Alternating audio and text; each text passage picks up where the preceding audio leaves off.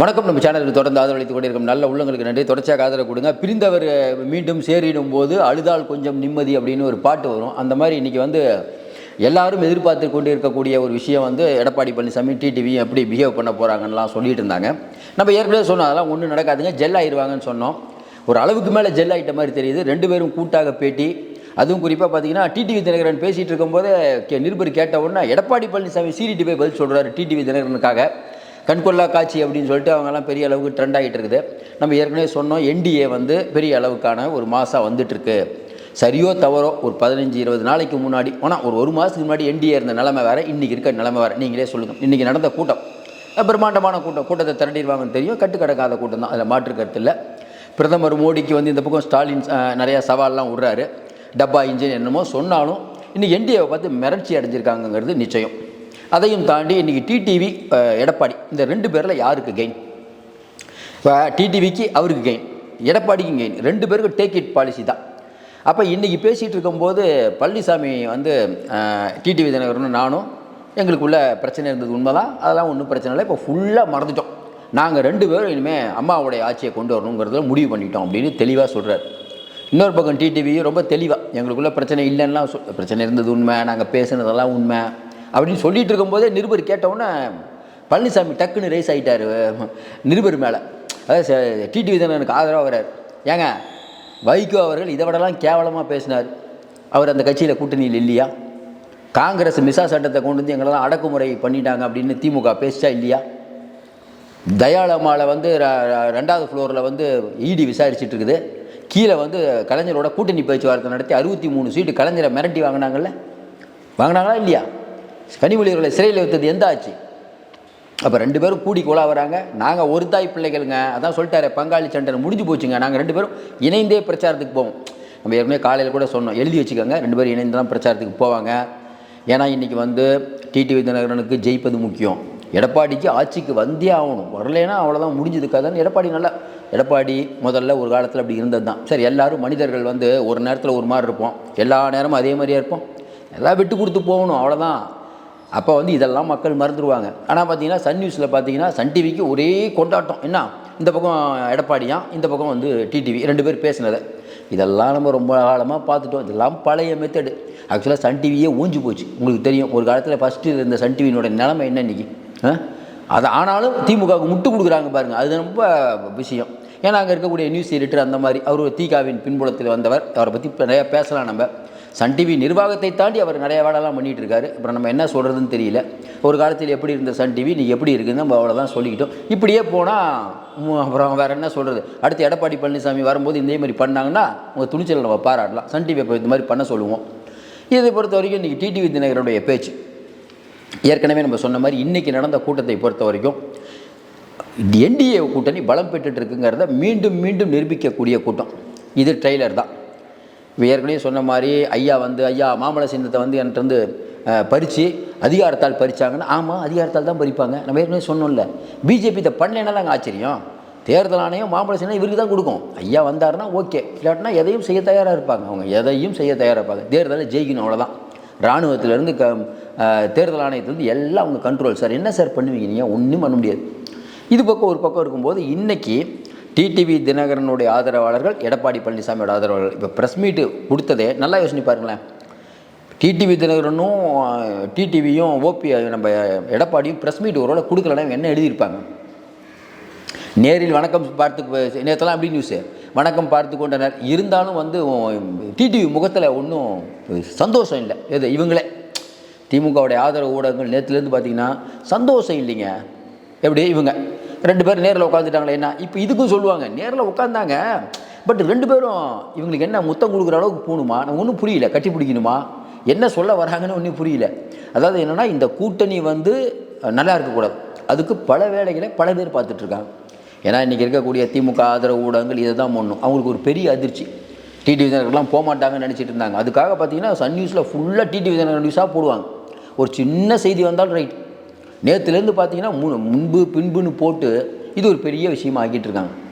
அப்போ இன்றைக்கி என்டிஏ கூட்டணி சொல்லக்கூடிய செய்தி என்னென்னா, இன்னும் நிறைய பேர் வருவாங்க. 210 தொகுதியில் நாங்கள் ஜெயிப்போம். பாருங்கள், தமிழ்நாட்டில் ஒரு குடும்பம் பிஜேபியை திட்டி கொள்ளடிக்குது. இதுதான் முக்கியமான பாயிண்ட். தமிழ்நாட்டில் பிஜேபியை காட்டி காட்டி ஒரு குடும்பம் கொள்ளடிக்குது. இதுக்கு நாங்கள் விடிவு காலம் பண்ணுவோம். நாங்கள் ஆட்சி காலத்தில் கொரோனா காலத்தில் மோடி நிறைய ஹெல்ப் பண்ணார், எங்களுக்கு நிறையா நிதிலாம் கொடுத்தார். கேட்டால் நீங்கள் நிதி வரலன்னு கேட்டால் மோடியை கை காட்டிகிட்டு இருக்கீங்க. தமிழ்நாடு எங்கேயே போய் கொண்டு இருக்கிறது அப்படின்னு இன்றைக்கி பல விஷயங்களை வந்து இன்றைக்கி எடுத்து பேசியிருக்கிறதா நம்ம உணர்றோம். குறிப்பாக முக்குளத்தோர் வாக்கு அப்படிங்கிறது போன தடவை அதிமுகவுக்கு கிடைக்கல, நாடாளுமன்ற தேர்தலையும் கிடைக்கல. அதை ஈடுகட்டுவதற்கு இன்றைக்கி டிடி வந்துட்டார். அடுத்து ஓபிஎஸ் என்ன பண்ணுவார்? நல்லா யோசனை பாருங்கள். ஓபிஎஸ் தனியாக நிற்பாரா? தனியாக சரி திமுகவில் போயிடுவாரா? போனீங்கன்னா ஒரு கட்டுமான நிறுவனத்தில் பணத்தை கொடுத்து வச்சுருக்காரு, யார் வாங்கி தருவா? சரி, அதையும் தாண்டி திமுகவுக்கு போச்சுன்னா ஏகப்பட்ட கேஸ் இருக்குது, உள்ள தள்ளினாலும் தள்ளிடுவாங்க. முன்னாள் முதல்வர்லாம் பார்க்க மாட்டாங்க. மோடி பார்ப்பாரா? நண்பர் தான். நண்பர் எதிரியானா அப்புறம் என்ன நடவடிக்கை வேணால் எடுப்பார் மோடி. கடந்த காலத்தில் இதில் நம்ம காஷ்மீரில் முன்னாள் ஆளுநர் சத்யபால் மாலிக் மோடி கூட ரொம்ப அணுக்கமாக தான் இருந்தார். கடைசியாக சண்டை போட்டார், அவர் வீட்டுக்கு ஈடி அனுப்பி அவர் ஹார்ட் அட்டாக் வந்தே செத்தாருங்க கடைசியாக. அவ்வளோதான் மோடியை எதிர்த்து பேசிய ஒரு ஐபிஎஸ் ஆஃபீஸர் இன்னும் ஜெயிலில் இருக்கார். இதுதான் மோடியோடைய ஆட்சியினுடைய மிகப்பெரிய சாதனை. மோடி எப்படிங்கிறதுக்கு இதுதான் தெரிஞ்சுக்கலாம் நம்ம.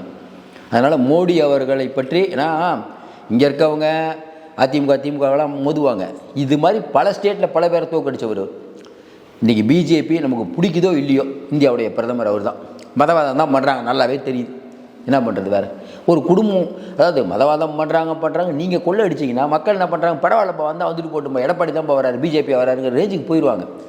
பிஜேபி வளர்ந்ததுக்கு காரணம் திராவிட முன்னேற்ற கழகம், திராவிட மாடல் அப்படின்னு ஒரு குடும்பம் கொள்ளடிக்கிறதுனால தான் இன்றைக்கி பிஜேபி வளருது. நல்லா யோசனை பாருங்கள். பார்த்துட்டு இருக்க மக்கள் சொல்லுங்கள்.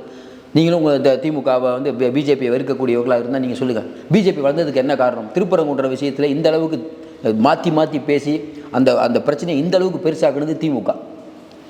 அண்ணாமலையை வந்து கமலாலயத்தில் உட்காந்து என்னை தொட்டுப்பார், என்னை அரெஸ்ட் பண்ணிப்பார் அப்படின்னா சொன்னார். அரெஸ்ட் பண்ணி தக்குன்னு உள்ள தூக்கி போட்டுக்க வேண்டியதானே, ராஜாவை அரெஸ்ட் பண்ணியிருக்க வேண்டியதானே பேசுனதுக்கெலாம்.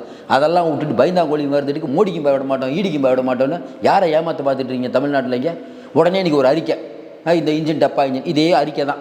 மம்தா பானர்ஜி தெருவில் இறங்கி போராடுறாங்க. சும்மா கூட்டணி கட்சியெலாம் வச்சுக்கிட்டு கூட்டணி கட்சிகள் போராடும் ஆளுநருக்கு எதிராக. ஆனால் நீங்கள் போராட மாட்டீங்க.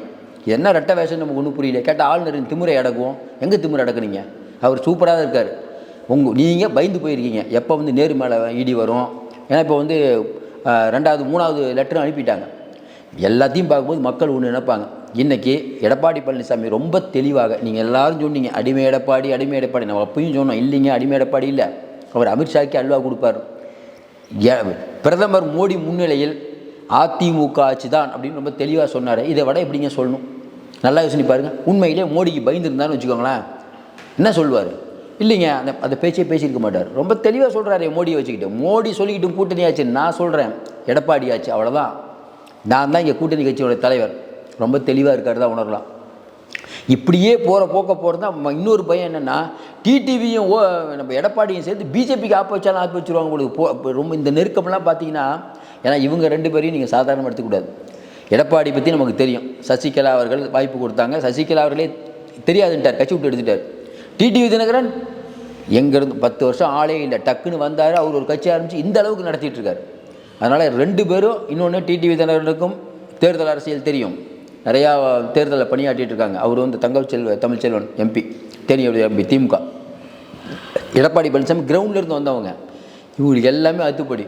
அதனால் என்டிஏ கூட்டணி வலுப்பெற்றிருக்குதுன்னே சொல்லலாம். மறுபடியும் சொல்கிறோம், இன்றைக்கி திமுக நிறையா பிரச்சாரம் பண்ணாலும் இவர்கள் அடித்த கொள்ளை இன்றைக்கி பெரிய அளவுக்கு மக்கள்கிட்ட எடுபட்டு போச்சு. கிட்னி திருட்டில் ஆரம்பித்து, ஞானசேகரன் விஷயத்தில் ஆரம்பித்து, அண்ணாநகர் சிறுமியில் ஆரம்பித்து, கோயம்புத்தூர் பாலியல் பிரச்சனையில் ஆரம்பித்து, டெண்டர் முறைகேடில் ஆரம்பித்து, மணல் கொள்ளையில் ஆரம்பித்து சொல்லிக்கிட்டே போகலாம்.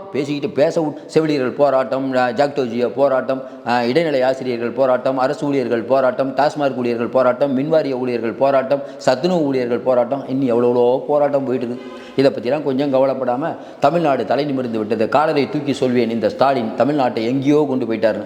கண்டிப்பாக எங்கேயோ தான் கொண்டு போயிட்டார். இதுவரை இல்லாத அளவுக்கு 10 லட்சம் கோடி கடன் வாங்கி நம்மளை பிச்சை எடுக்க வைத்தது இந்த ஆட்சியினோட எவ்வளோ. வேறு என்ன நம்ம சொல்கிறதுன்னு தெரில. 4 லட்சம் கோடியாக இருந்தது, 10 லட்சம் கோடியாங்க. என்னங்க பண்ணீங்க? மறுபடியும் வேறு நீங்கள் வரணுமா? நீங்கள் வந்தால் என்ன பண்ணுவீங்க? அரசு ஊழியர்களுக்கு சம்பளம் கொடுக்காத நிலைமை. இன்றைக்கி 28% கடன் வாங்கிட்டீங்க. அடுத்து வந்தால் யாராலும் தமிழ்நாட்டை காப்பாற்ற முடியாது. இதான் இன்றைக்கி இருக்க நிலைமை. மோடி ஏதோ காசு கீஸ் கொடுத்தா தான் தேவலாம். நீ பாருங்கள், அவங்க போகிற நிலைமையெல்லாம் பார்த்தா எங்கேயோ போயிட்டு இருக்குது. இதையெல்லாம் பேசாத ஊடகங்கள் சும்மா எடப்பாடி பழனிசாமி அவரும் மோதல் இவரும் மோதல், எவ்வளோ நாள் தான் அதை பேசிகிட்டு இருப்பீங்க? நமக்கு ஒன்றும் புரியல.